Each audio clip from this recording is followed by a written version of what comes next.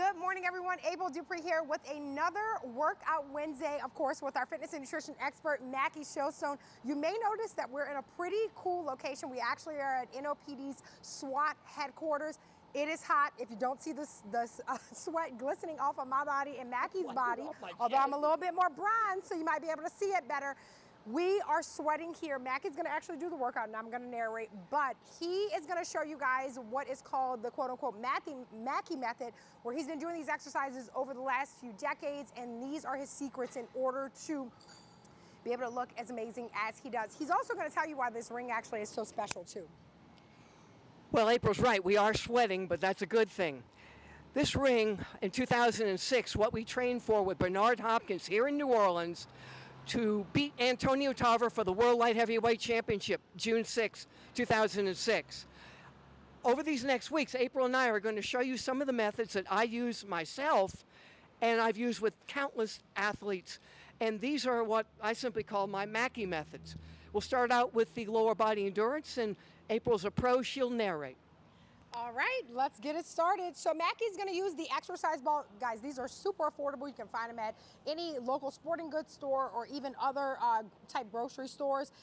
Notice that Mackie's gonna go into a reverse crunch basically. He's using that ball, lifting those knees up, and hands are behind your head. If you want to put your head down as a modification, you can as well. He's going into that lifted rotation where his heels are coming in. You can do these with your butt down on the ground.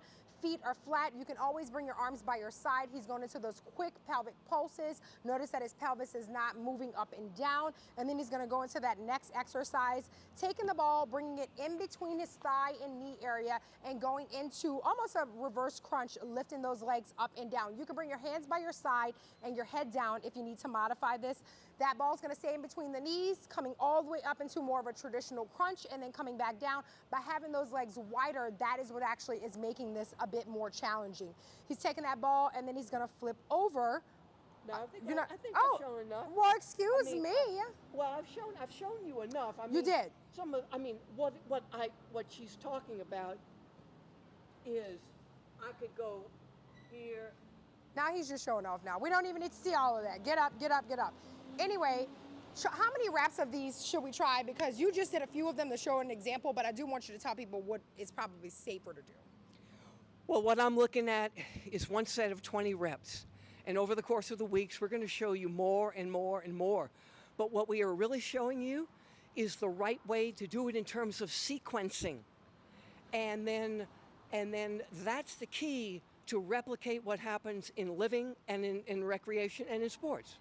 Yeah, and even just one set of 20 of these guys is certainly going to get you sweating, and you probably are going to be sore the next day. Thank you all so much for joining us.